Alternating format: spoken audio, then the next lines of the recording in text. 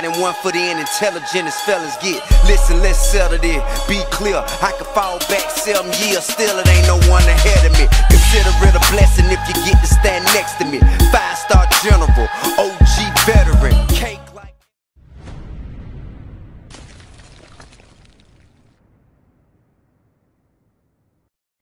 What's up, everybody, and welcome to BioS3 Raw TV. Today what we're going to do is we're going to actually start something new. It's actually a weekly thing I'm going to try to do now.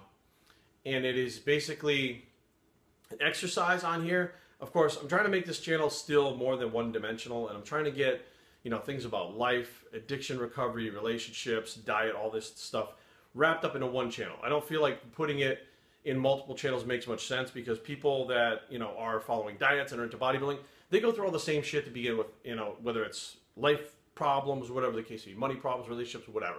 We all do the same thing. So that's why I include everything on one channel. So from the beginning, I've been trying to explain to people that I think a little bit differently outside the box, and trying to get you to think outside the box also. Now, some people do, some people don't, some people are getting it, some people aren't. So what can I do as an individual to try to kind of move this along a little bit and get more people to try to think differently now, and even motivate them, which, motivation is not my key factor here. More of hope is my key factor that I'm trying to put through with this channel, that hope that there is something better and bigger than what's going on right now in your life. But motivation is a big part of that. So what I did was I got this book. It's called Motivation for Dreamers and Doers. It always seems impossible until it's done. Got it for like $3 on Amazon, no big deal. And what I'm going to do is I'm actually going to go through, it's a book with motivational quotes in it. I'm going to go through every week and just stop on a page, open it up, read the quote, and then discuss it for a minute. And hopefully, I don't even know what else, I haven't even opened this book, to be honest with you yet. So I don't even know what the quotes are, but I'll discuss what I get out of it. And then hopefully that'll get you to think a little bit critically about what you get out of it. And it may apply to something during your life, or at some point in your life, or, it may apply at some point. So what we're going to do is just go through the book, stop on a page. The ability to fantasize is the ability to survive. The ability to fantasize is the ability to grow. Ray Bradbury, the writer. All right, the ability to fantasize is the ability to survive. Now, I guess what I take out of this is, you have different options in life to go down. So survive. What is survival? It's getting to the next point in your life. Now, if the next point in your life you want to be a rock star, if you haven't fantasized about that, you're never going to get there. So you're never going to kind of get through that, whatever you're going through now, to get to that next point. You're just going to kind of maintain. So in order to kind of get to the next level, you have to have, I guess, a lofty goal. And then you have to kind of, dream about it, or imagine it, or think about it, or kind of put it in motion so that you can get to that next goal that you want to get to. So you're fantasizing. I'm not really sure about surviving, but, to survive. The ability to fantasize is the ability to survive.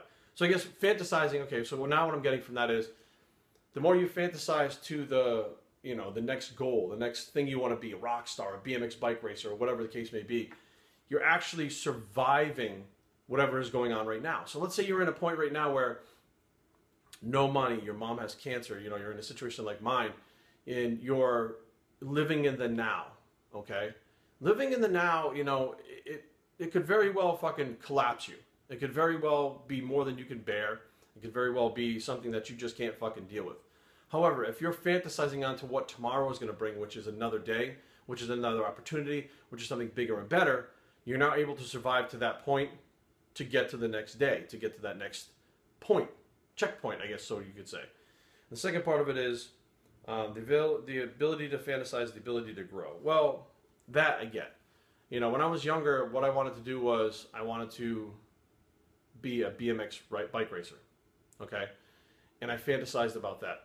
I dreamed of being a BMX vert ramp fucking biker. And then I wanted to be like a professional skateboarder, okay? I wanted to be like Tony Hawk and those guys. Like, I dreamed and fantasized about that, and I practiced that every day. And then I got into playing the guitar, and the bass guitar, and the drums, and I wanted to be like the next Aerosmith. And I would fantasize about that, and then I got into bodybuilding, and then I would fantasize about being Mr. Olympia, being a pro bodybuilder. Then I got into professional wrestling. So I fantasized about all these things and kind of thought about them and visualized them. And all of them are very different, but they all have one thing in common that links them together. And that fantasy is to be in front of people to entertain them. That is what the fantasy is. So, without realizing until later on in life, actually until like this minute, linking those things together. I was kind of fantasizing about being someone who would entertain people and be in front of people, but all these various different ways. And it was just different expressions of who I was at the time that was coming out, whether I wanted to be the bike racer, the skateboarder, the, you know, whatever the case may be. As I changed and grew, those goals, those fantasies changed.